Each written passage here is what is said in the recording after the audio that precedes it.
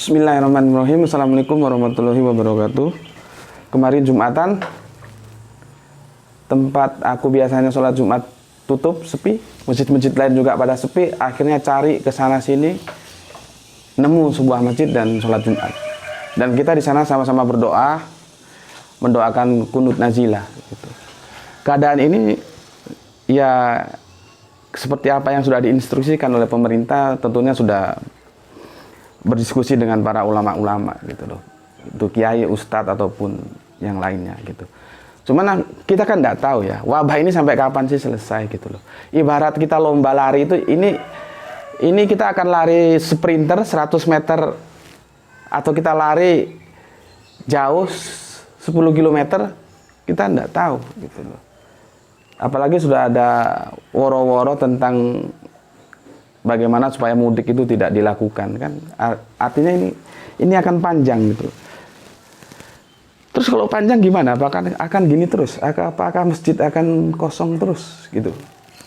Aku coba menawarkan sebuah paradigma gitu ya, yang itu taruhlah apa yang terjadi sekarang itu sintesa dan aku akan membuat antitesanya gitu loh.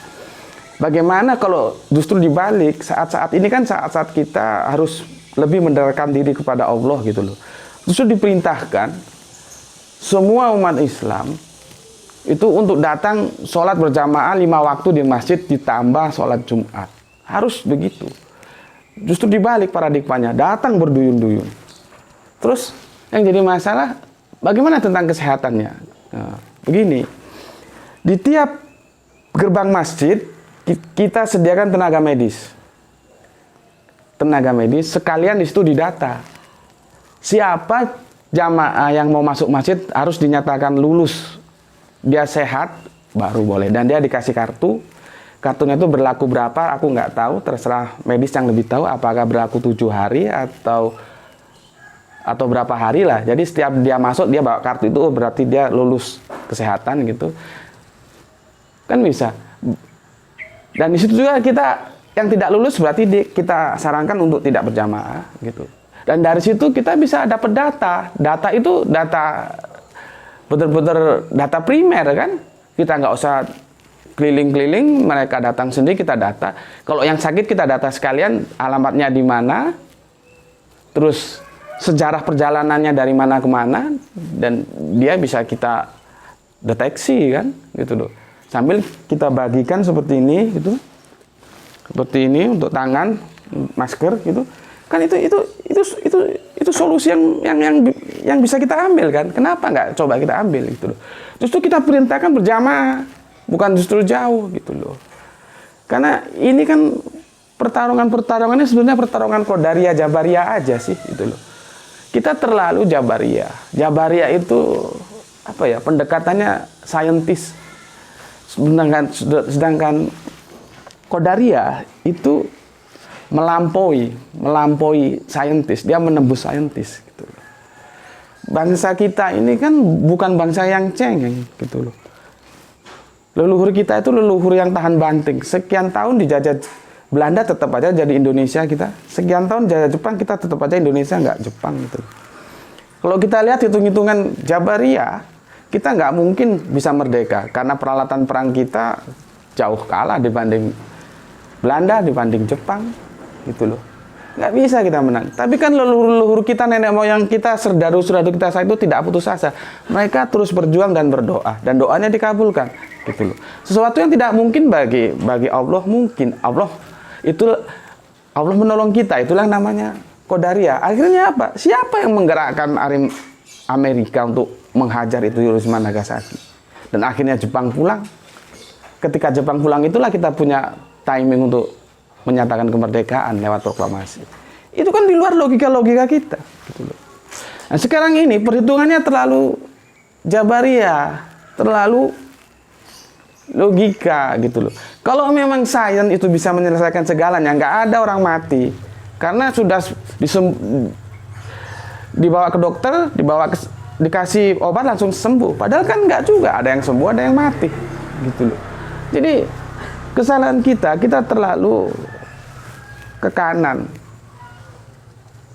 Padahal Ada juga yang ke kiri, karena di Al-Quran itu jelas ada Jabariyah, ada Qadariyah. Kenapa kita tidak mengambil titik tengah dengan cara seperti itu tadi?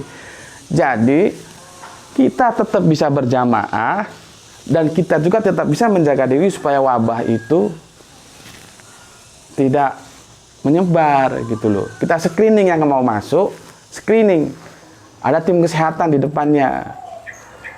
Aku ulangi lagi, yang sakit langsung kita kita data gitu loh. Nggak boleh dia masuk jamaah, langsung kita bagikan masker, pembersih tangan seperti ini. Itu datanya lebih valid loh. Kita bisa tahu alamatnya di mana, namanya siapa, sejarah perjalanannya dari mana ke mana. Ya begitulah, jangan terlalu ke kanan dan jangan terlalu ke kiri, jangan Jabariyah murni, jangan Qadariyah murni. Duanya kita padukan gitu dengan cara seperti itu. Ya semoga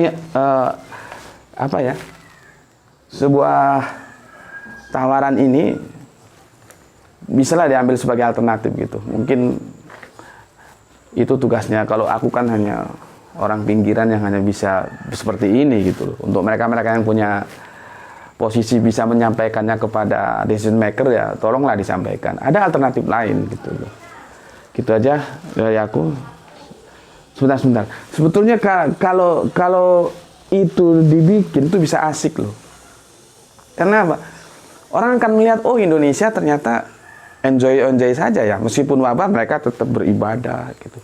Silakan yang lain juga buka. Gereja buka, masjid buka, vihara buka, apa lagi? Vihara, terus kalau orang Hindu apa, pura buka gitu, semua silakan berdoa menurut Tuhan kalian masing-masing. Kami secara Islam menurut Tuhan kami masing-masing gitu. Jadi orang lain, orang di luar negeri tahu, asik juga ternyata Indonesia ya gitu. Apa, kita bukan bangsa yang panik gitu. Wabah jalan terus, monggo silakan, kita juga ibadah jalan terus, masing-masing berdoa gitu. Itu lebih asik gitu loh. Ya, kita kan bangsa-bangsa yang religius. Pengakuan kemerdekaan itu kan disebut oleh founding father kita berdasarkan nasihat para ulama, berkat rahmat Allah gitu loh. Seperti tadi yang aku bilang, itu berkat rahmat Allah, bukan karena perjuangan kita gitu loh. Karena hitung-hitungan logika nggak mungkin kita menang. Udah, gitu aja dulu. Assalamualaikum warahmatullahi wabarakatuh.